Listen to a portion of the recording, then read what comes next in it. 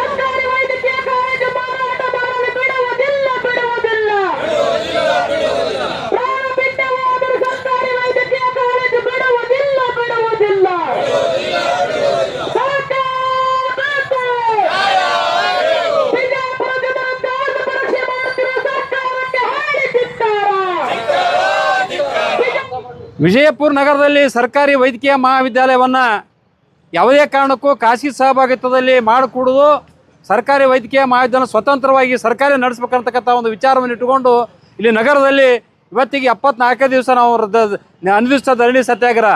ಇಲ್ಲಿವರೆಗೂ ಕೂಡ ರಾಜ್ಯ ಸರ್ಕಾರ ನಮ್ಮ ಹೋರಾಟವನ್ನು ಗಂಭೀರವಾಗಿ ಪರಿಗಣಿಸ್ತಾ ಇಲ್ಲ. ಆ ಕಾರಣಕ್ಕಾಗಿ ಇವತ್ತಿನ ದಿವಸ ಅಂದರೆ ಡಿಸೆಂಬರ್ 1ನೇ ತಾರೀಕಿಗೆ ವಿಜಯಪುರ ನಗರದಲ್ಲಿ ದೊಡ್ಡ ಪ್ರಮಾಣದ ಚಳುವಳಿಯನ್ನು ಆಂದೋಲನವನ್ನು ನಾವು ಮಾಡಲಿಕ್ಕೆ ತೀರ್ಮಾನ ತಗೊಂಡಿದ್ದೇವೆ. ಸುಮಾರು ಸಾವಿರಾರು ಜನಸಂಖ್ಯೆ ಆ ಒಂದು ಪ್ರತಿಭಟನೆಯಲ್ಲಿ ಪಾಲ್ಗೊಳ್ತಾ ಇದ್ದಾರೆ. ಈಗಲಾದರೂ ಸರ್ಕಾರ ಎಚ್ಚೆತ್ತುಕೊಂಡು ತಮ್ಮ ನಿಲುವನ್ನು ಬದಲಾಯಿಸಿ ಸರ್ಕಾರಿ ವೈದ್ಯಕೀಯ ಮಹಾವಿದ್ಯಾಲಯವನ್ನು ಸರ್ಕಾರದ ಒಂದು ವತಿಯಿಂದ ನಡೆಸ್ತೇವೆ, ಯಾವುದೇ ಕಾರಣಕ್ಕೂ ಖಾಸಗಿ ಸಭೆಯಲ್ಲಿ ಮಾಡುವುದಿಲ್ಲ ಅನ್ನತಕ್ಕಂಥ ಒಂದು ಆದೇಶವನ್ನು ಹೊರಡಿಸುವವರೆಗೂ ಕೂಡ ನಾವು ಹೋರಾಟದಿಂದ ಹಿಂದೆ ಸರಿಯೋದಿಲ್ಲ. ಸರ್ಕಾರ ತನ್ನ ಮಂಡುತನವನ್ನು ಬಿಡಬೇಕು. ಇಲ್ಲಿ ಖಾಸಗಿ ಸಭೆಯಲ್ಲಿ ಕೊಟ್ಟು ಬಂಡವಾಳಶಾಹಿಗಳಿಗೆ ಮಣಿ ಹಾಕ್ಲಿಕ್ಕೆ ಹೊರಟಿದೆ. ಇಲ್ಲಿ ಹೋರಾಟಗಾರರ ಮತ್ತು ಜನಸಾಮಾನ್ಯರ ಒಂದು ಅಳಲನ್ನು ನೋಡ್ಲಿಕ್ಕೆ ತಯಾರಿಲ್ಲ. ಇಲ್ಲಿ ಖಾಸಗಿ ಸಭೆಯಲ್ಲಿ ಮಾಡಿದರೆ ಬಡ ವಿದ್ಯಾರ್ಥಿಗಳಿಗೆ ಇವತ್ತು ಲಕ್ಷಾಂತರ ಕೋಟ್ಯಾಂತರ ಹಣ ಕೊಟ್ಟು ಇವತ್ತು ಶಿಕ್ಷಣ ಕಲಿಯೋಕ್ಕಾಗೋದಿಲ್ಲ, ವೈದ್ಯಕೀಯ ಶಿಕ್ಷಣ. ಅದಕ್ಕಾಗಿ ನಾವು ವಿರೋಧ ಮಾಡ್ತಾ ಇದ್ದೇವೆ. ಇಷ್ಟಾದರೂ ಕೂಡ ವಿಜಯಪುರ ಜಿಲ್ಲೆ ಇರ್ತಕ್ಕಂಥ 8 ಜನ ಶಾಸಕರು, ಅದರಲ್ಲಿ 2 ಸಚಿವರಿದ್ದೀರಿ. ನೀವೇನು ನಿದ್ದೆ ಮಾಡಕತ್ತೀರೋ ಹೆಂಗೋ, ಏನು ಹೋರಾಟಗಾರನ ಒಂದು ಮನಸ್ಥಿತಿ ಪರೀಕ್ಷೆ ಮಾಡಕತ್ತೀರೇನು? ನಾಳಿನ ದಿವಸ ತೋರಿಸ್ತೇವೆ ನಿಮಗೆ. ಇನ್ನು ಮುಂದಿನ ದಿವಸ, ಇವತ್ತಿನ ದಿವಸ ಮುಂದಿನ ಹೋರಾಟ ಯಾವ ರೀತಿ ಇರ್ತದೆ, ಸರ್ಕಾರಕ್ಕೆ ಯಾವ ರೀತಿ ಬಿಸಿ ತಟ್ಟಿಸಬೇಕನ್ನೋದು ಈಗಾಗಲೇ ನಾವು ತೀರ್ಮಾನ ತಗೊಂಡಿದ್ದೇವೆ. ಸರ್ಕಾರ ಮುಟ್ಟಿ ನೋಡ್ಕೋಬೇಕು ನಮ್ಮ ಹೋರಾಟದಿಂದ ಮುಂದೆ. ನಾವು ಪ್ರಾಣ ಹೋದ್ರೂ ಪರವಾಗಿಲ್ಲ, ಇಲ್ಲಿ ಏನು ಹೋರಾಟ ಕೂತ್ಕೊಂಡಿದ್ದೇವಲ್ಲ ನಾವೆಲ್ಲರೂ ಗಟ್ಟಿಯಾಗಿ ಕೂತ್ಕೊಂಡಿದ್ದೇವೆ.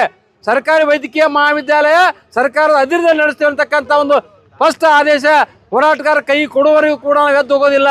ಇಲ್ಲಾಂದ್ರೆ ನಮ್ಮ ಪ್ರಾಣವನ್ನು ತ್ಯಾಗ ಮಾಡ್ತೇವೆ, ಹಾಗೆ ಹೋಗೋದು ಅಂತಕ್ಕಂಥ ಮಾತನ್ನು ನಾವು ಸರ್ಕಾರಕ್ಕೆ ಮತ್ತೊಮ್ಮೆ ಸ್ಪಷ್ಟಪಡಿಸ್ತೇವೆ. ಮುಂದಿನ ಹೋರಾಟ ಬಹಳ ಗಂಭೀರ ಸ್ವರೂಪದಲ್ಲಿ ನಡೀತದೆ.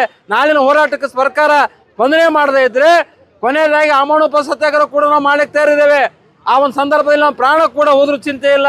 ಒಂದು ವಿಜಯಪುರ ಜಿಲ್ಲೆ ಅನ್ಯಾಯ ಆಗಲಿಕ್ಕೆ ನಾವು ಬಿಡೋದಿಲ್ಲ ಅಂತಕ್ಕಂಥ ಮಾತನ್ನು ಸಂದರ್ಭದಲ್ಲಿ ನಾನು ಸರ್ಕಾರಕ್ಕೆ ಎಚ್ಚರಿಕೆಯನ್ನು ಕೊಡ್ತಾ ಇದ್ದೇನೆ. 11 ಗಂಟೆಗೆ ವಿಜಯಪುರ ನಗರದ ಶಿವಾಜಿ ಸರ್ಕಲ್ದಿಂದ ಮೆರವಣಿಗೆ ಹೊರಟು ವಿಜಯಪುರ ನಗರದ ಎಲ್ಲ ಒಂದು ವೃತ್ತದಲ್ಲಿ ತಿರುಗಾಟ ಮಾಡಿ ಸಿದ್ದೇಶ್ವರ ದೇವಸ್ಥಾನದಿಂದ ಗಾಂಧಿ ವೃತ್ತ, ಅಲ್ಲಿಂದ ಅಂಬೇಡ್ಕರ್ ವೃತ್ತದಲ್ಲಿ ಬಂದು ಸಮಾವೇಶಗೊಂಡು ಸರ್ಕಾರಕ್ಕೆ ಒಂದು ಎಚ್ಚರಿಕೆ ಕೊಡುವಂಥ ಕೆಲಸ ಮಾಡ್ತೇವೆ. ಆ ಒಂದು ಕಾರ್ಯಕ್ರಮಕ್ಕೆ ಸರ್ಕಾರ ಎಚ್ಚೆತ್ತುಕೊಳ್ಳದೇ ಇದ್ದರೆ ವಿವಿಧ ರೀತಿಯ ಚಳುವಳಿ ಮಾಡಿ ಕೊನೆಯದಾಗಿ ಅಮಾನವ ಸತ್ಯಾಗ್ರಹವನ್ನು ಮಾಡ್ತೇವೆ. ನಾವು ಸರ್ಕಾರದ ವಿರುದ್ಧ ಇವತ್ತು ನಾವು ಬಂಡೆದ್ದಿದ್ದೇವೆ. ಅಲ್ಲಿ ನಾವು ಬರದೇ ಕೂಡ್ತೇವೆ ನಾಳೆ ಅಮಾನವ ಸತ್ಯಾಗ್ರಹಕ್ಕೆ. ನಮ್ಮಲ್ಲಿ ಏನಾದರೂ ಅಮಾನವ ಸತ್ಯಾಗ್ರಹ ಕುಂತ ಸಂದರ್ಭದಲ್ಲಿ ಪ್ರಾಣಕ್ಕೆ ಏನಾದರೂ ಹಾನಿ ಆದರೆ ಇದಕ್ಕೆ ನಮ್ಮ ಜಿಲ್ಲೆಯಲ್ಲಿರ್ತಕ್ಕಂಥ 8 ಜನಪ್ರತಿನಿಧಿಗಳು ಮತ್ತು ಸರ್ಕಾರ ಹೊಣೆ ತಿಳ್ಕೊಂಡು ನಾವು ಪತ್ರವನ್ನು ಬರದೇ ಕೂಡ್ತೇವೆ ಸರ್ಕಾರ ವಿರುದ್ಧವಾಗಿ. ನಾವು ಇಡೀ ವಿಜಯಪುರ ನಗರದ ಎಲ್ಲ ಸಂಘಟನೆಯವರು ಕೂಡ ಈಗಾಗಲೇ ನಾವು ಆಮಂತ್ರಣ ಕೊಟ್ಟಿದ್ದಾಗಿದೆ. ನಮ್ಮ ಅಂದಾಜ ಸುಮಾರು ಒಂದು 10,000ರಿಂದ 20,000 ಜನಸಂಖ್ಯೆ ಪ್ರತಿಭಟನೆಯಲ್ಲಿ ಕೂಡ್ತಾರಂತ ಭಾಗಿಯಾಗ್ತಾರಂತಕ್ಕಂಥದ್ದು ನಮ್ಮ ನಿರೀಕ್ಷೆ ಇದೆ.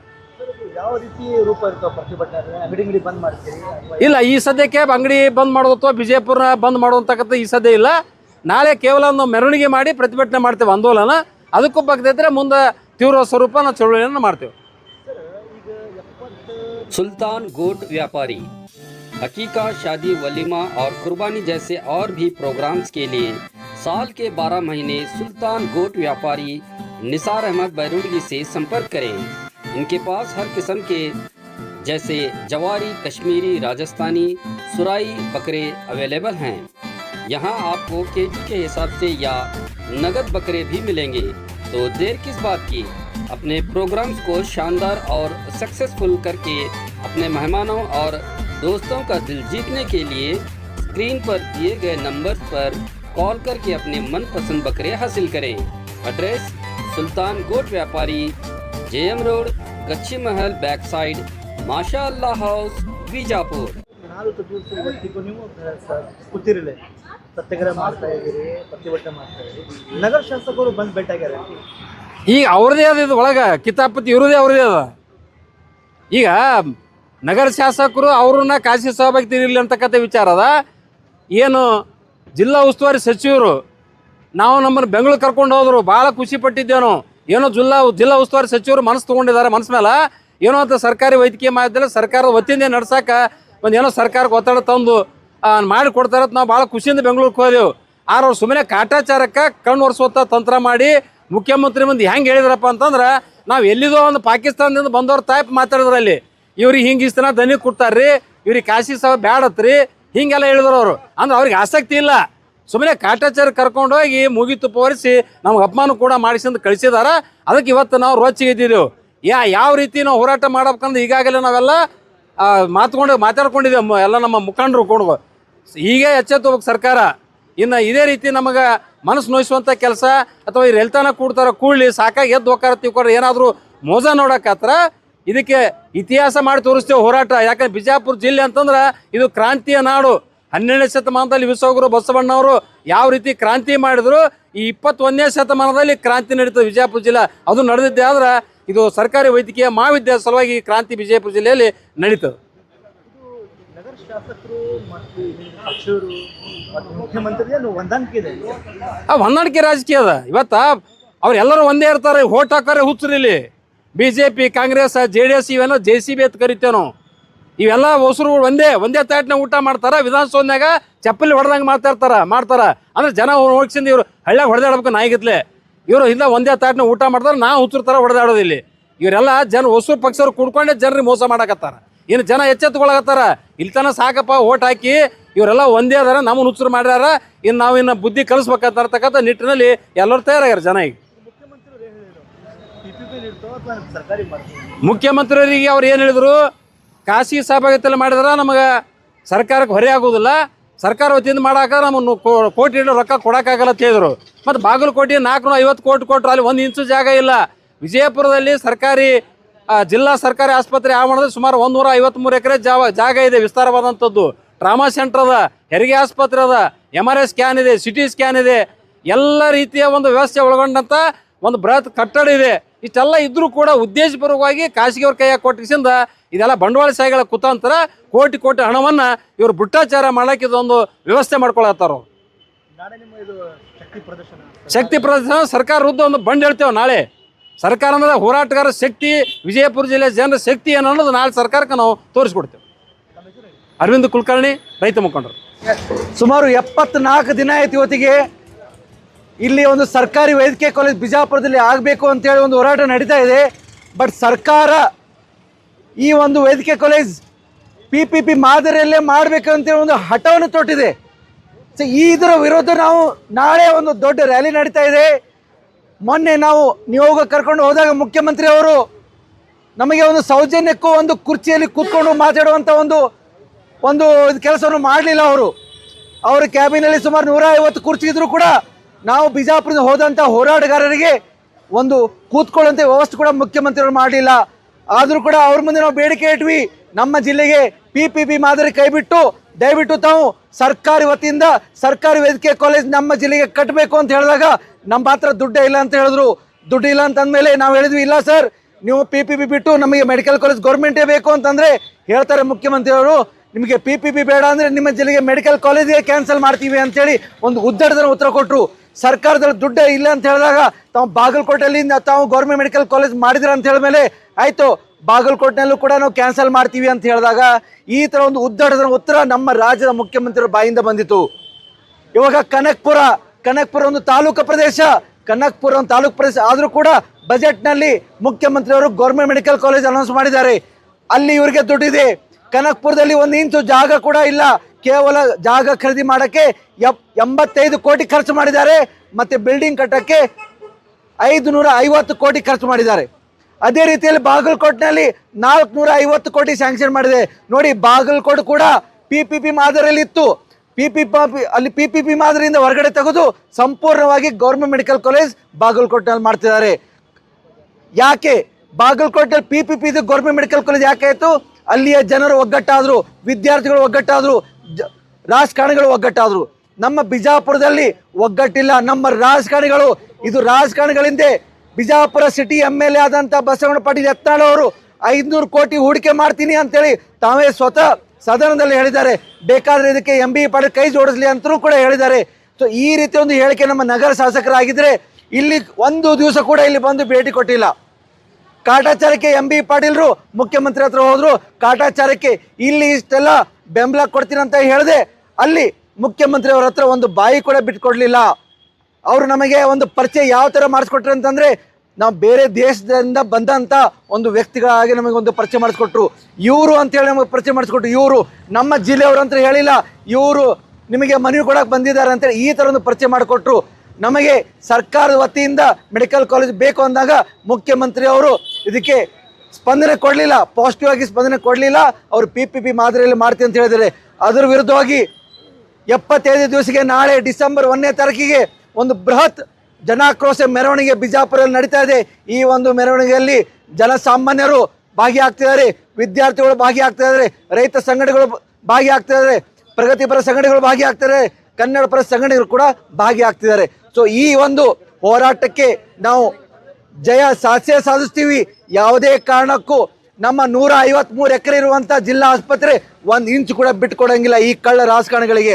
ನಾವು ಜಿಲ್ಲೆ 8 ಮತಕ್ಷೇತ್ರ ಶಾಸಕರೇನಿದ್ದಾರೆ ಈ ಒಂದು ರ್ಯಾಲಿಯಲ್ಲಿ ನಾಳೆ ತಾವು ಭಾಗಿಯಾಗಬೇಕು. ನಾವು ನಿಮ್ಮ ಜೊತೆ ಇದೀವಿ ಅಂತ ಹೇಳಿ ಏನು ಬೆಂಬಲ ಕೊಟ್ಟಿದ್ದೀರಾ, ತಾವು ನಮ್ಮ ಜೊತೆ ನಾಳೆ ಬಂದು ಭಾಗಿಯಾಗಬೇಕು. ಇಷ್ಟು ದಿನ ಕೂತ್ಕೊಂಡು ನಾವು ಹೋರಾಟ ಮಾಡ್ತಾ ಇದ್ದೀವಿ, ತಮಗೆ ಕಣ್ಣಿಗೆ ಕಾಣಿಸ್ತಾ ಇಲ್ವಾ? 8 ಜನ ಶಾಸಕರು, 2 MLC, ಒಬ್ಬ MP, ಅದರಲ್ಲಿ 2 ಸಚಿವರಿದ್ದಾರೆ, MB ಪಾಟೀಲ್ರು ಮತ್ತು ಶಿವಾನಂದ ಪಾಟೀಲ್ರು. ಇವರು ಮನಸ್ಸು ಮಾಡಿದರೆ ನಮ್ಮ ಜಿಲ್ಲೆಗೆ ಸರ್ಕಾರಿ ವೈದ್ಯಕೀಯ ಕಾಲೇಜ್ ಬರುತ್ತೆ, ಆದರೆ ಮನಸ್ಸು ಮಾಡ್ತಾ ಇಲ್ಲ.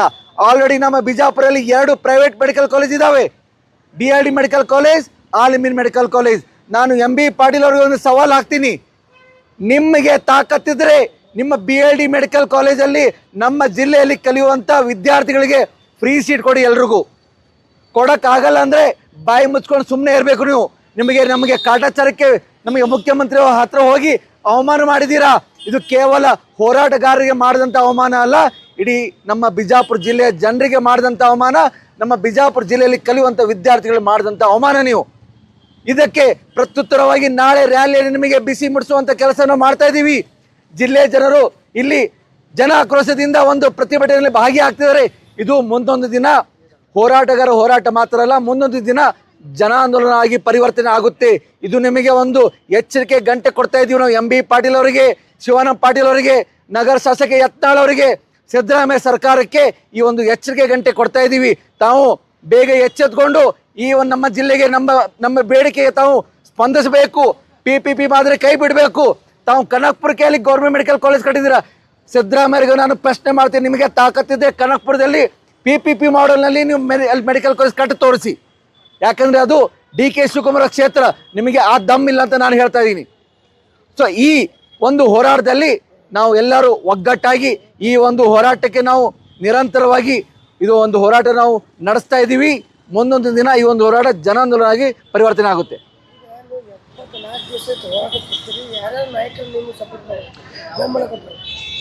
74 ದಿನಗಳಲ್ಲಿ 8 ಶಾಸಕರಲ್ಲಿ 5 ಶಾಸಕರು ಮಾತ್ರ ಬಂದಿದ್ದಾರೆ. ಇನ್ನೂ 3 ಜನ ಶಾಸಕರು, ಸಿಂದಗಿ MLA ಅವರು ಅಶೋಕ್ ಮನ್ಗಳು ಅವರು ಬಂದಿಲ್ಲ.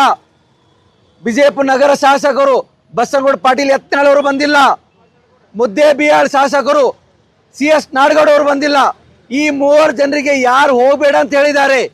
ಬಿಜಾಪುರ ನಗರದಲ್ಲಿ ನಡೀತಾ ಇರೋ ಈ ಒಂದು ಹೋರಾಟ, ಇದಕ್ಕೆ ಮೊಟ್ಟ ಮೊದಲು ಬರಬೇಕಾಗಿದ್ದ ನಗರ ಶಾಸಕ ಯತ್ನಾಳ್ ಅವರು ಇನ್ನೂರಿಗೂ ಬಂದಿಲ್ಲ. ಯಾಕಂದ್ರೆ ಅವರೇ ಸ್ವತಃ ಈ PPP ಮಾಡೆಲ್ ನಾ ತೋತೀನಿ, 500 ಕೋಟಿ ನಾನು ಹೂಡಿಕೆ ಮಾಡ್ತೀನಿ, ನನಗೆ ಕೊಟ್ಬಿಡಿ ಅಂತೇಳಿ ಸದನದಲ್ಲಿ ಹೇಳಿದ್ದಾರೆ.